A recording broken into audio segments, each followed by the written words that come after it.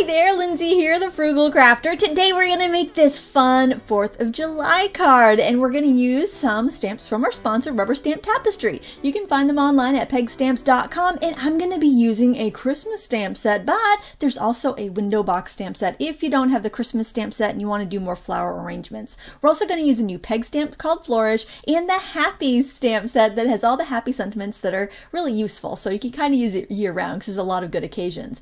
I've got some American flag ribbon and a bunch of different ink pad colors to use. As always, use what you have, and I'll have a supply list in the video description in case you want to know exactly what I used.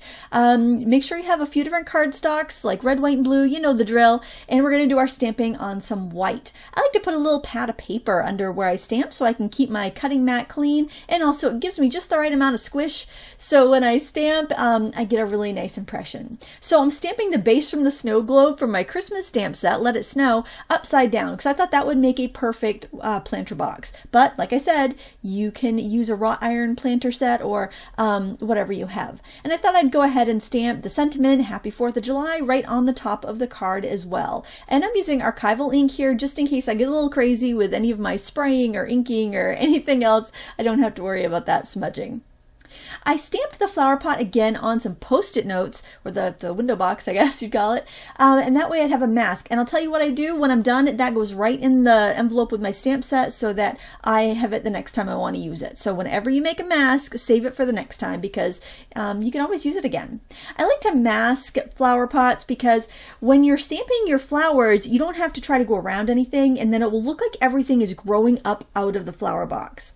I'm starting off with the biggest flower in the set, and I am stamping that 3 times and kind of trying to balance it out. And it's a good idea if you can give it just a little bit of a turn as you go. You'll notice with these other ones that I'm doing that. Because with peg stamps, you want to kind of turn them each time. That's why they're on pegs, so you can do that, so you can be really nimble with how you design. It's going to make the design seem more random and seem more natural, just like how flowers would grow in nature, so make sure you do that. I'm repeating the red, white, and blue theme that I have with my ribbon and my papers by using red, white, and blue inks, or red, blue, and gold inks, I guess, because I want to get that patriotic vibe in the flower pots as well. I like this set Flourish because it has so many different sets of, it's got leaves and flowers and berries, all in these different scales so that you can mix them together and fill in everything as you need. This grouping of leaves here is wonderful. I can stamp it low and go over my mask if I just want the little tips of the leaves to poke out, or I can let it hang over or stick up in the back. It gives you a lot of different options. You can also turn it on your side if you need to kind of fill in more of a broad area. I like the going back in with a little berry sprigs too, because then you can fill in some areas that might not have gotten enough ink. I'm using the stars from the snow globe, the Let It Snow set, to do some of the background here because I thought it could kind of look like fireworks. I'm just trying to use whatever I have that can kind of reinforce the whole patriotic theme here. So even though you may not have a lot of stamp sets, you may have some Christmas sets or some Valentine sets or something you don't think would ever be useful for another occasion, give it another look because oftentimes there are icons and designs that will do double duty.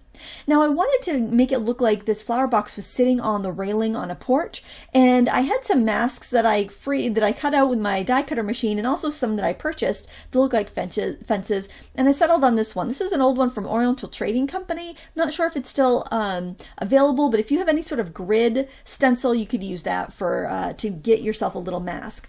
Now I'm using some spray mist. This is a shimmery light blue Nuvo spray mist, and I was going to just use an ink and sponge, and you could totally do that, but then I remembered that I had some spray mist and I rarely use them these days, so I thought it'd be fun to kind of drag it out of retirement. And also, since it has a shimmer to it, my card is going to sparkle and shimmer when it's held to the light, which I think is an extra little treat when you have like cards that have little interactive elements. You want to make sure you let that dry really well, either dry it with your heat tool or let it air dry so that you don't smudge it when you're working on your next portion of your card. So I've got my heat gun out because I know I will smear it. And there you can see that pretty shimmer. This shimmer is even better on dark paper, so if you had a dark envelope or something, it'd be really pretty to put on there.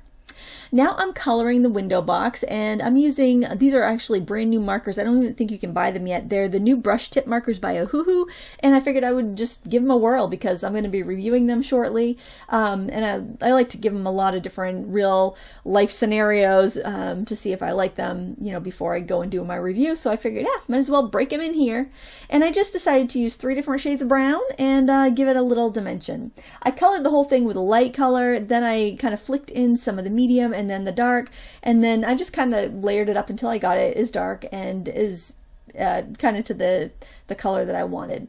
Now, I didn't feel like the railing looked stable enough, so I'm just using a gray marker to trace the top area, kind of that little line at the top of the stencil, just so I could get a little bit of a grounding area. You know what? You're not even going to really be able to see that, but it does help you when you're designing that you get everything placed just right.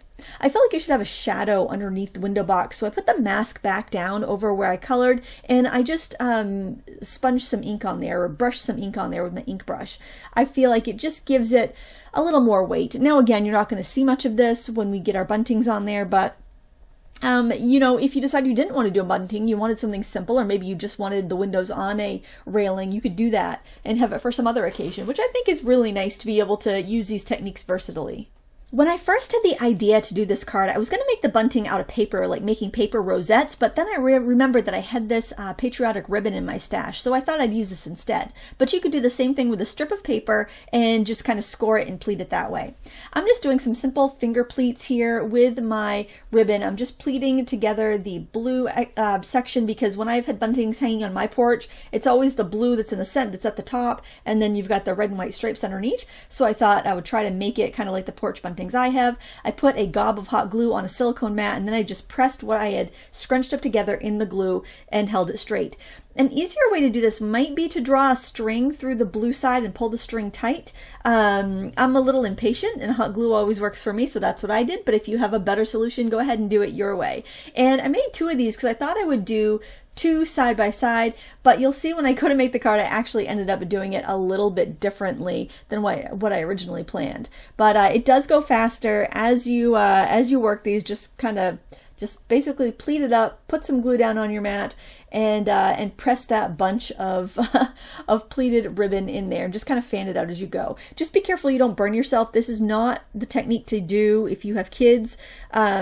In fact, I think just running a string of thread through the blue edge and pulling it tight would probably have gotten me a neater look too. So that's probably what I'd recommend. Do as I say, don't do as I do. Unless you're really patient, then in that case, do as I do and just don't burn yourself.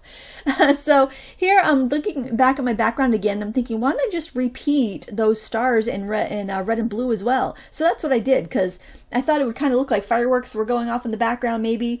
And I just thought it was fun. So I didn't want to leave that space blank.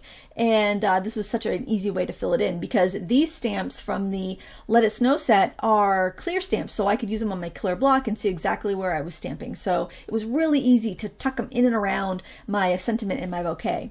And I'm also giving this panel I'm inking the edges with red before I begin, because before I start gluing stuff down, because I know I'm going to be I'm going to have a blue panel, then a silver panel, then a red panel. Now you're going to notice that I've cut stuff out of the middle of this. You're probably like, Lindsay, why did you die cut the middle of your panels? Well, I didn't want to waste all that cardstock. So I knew I was going to have like 1/8 of an inch mats underneath everything. So I'm like, well, why waste all that paper on the inside? I used my rectangle dies just to die cut the insides, and then I could use that to decorate the inside of my card. So I thought that was a win-win. It's going to save weight on the card front, and it's going to make it so I don't have to cut into a new piece of cardstock for those little embellishments. So when you're going to have layers you're not even going to see, go ahead and punch your die cut stuff out of that and get double duty. So here I'm using those leftover pieces to make a decoration from the inside of my card, and I think it looks really nice. It's just that little extra touch. Now I'm doing the red as the bottom layer because I wouldn't want to write on that. Then I'm doing silver, and then I'm just going to decorate with little blue stars. You could use a Sharpie to write on that silver cardstock, but I'm just going to tape down a scrap of white white cardstock with some red, white, and blue washi tape just to, you know, have a place to write, but that's pretty much it. So as I was arranging this, I thought originally I was going to do two side by side, but I didn't like the way that looked. So instead I glued one in the middle, and then I cut that last rosette in half and I glued that down on either side. I think that looks so much more pleasing to the eye, and it gives you three of something instead of two of something, which makes it, you know, it just, our brains like to match up even numbered things. I think it just looks a little bit nicer. I wish I had done the threading instead of just the gluing to make the rosettes. It would have looked a lot neater, but hindsight is 50-50, and I still think it's awfully cute.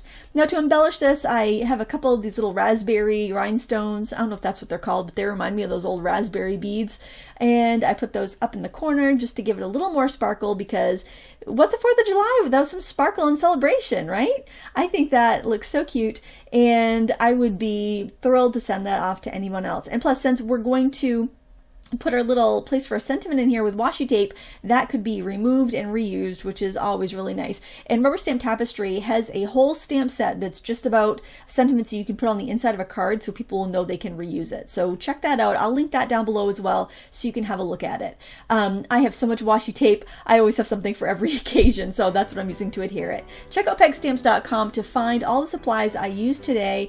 I think these rubber stamp sets are so darling, and they're so versatile because you can use them in so many different ways for so many occasions. Thanks for watching. Until next time, happy crafting.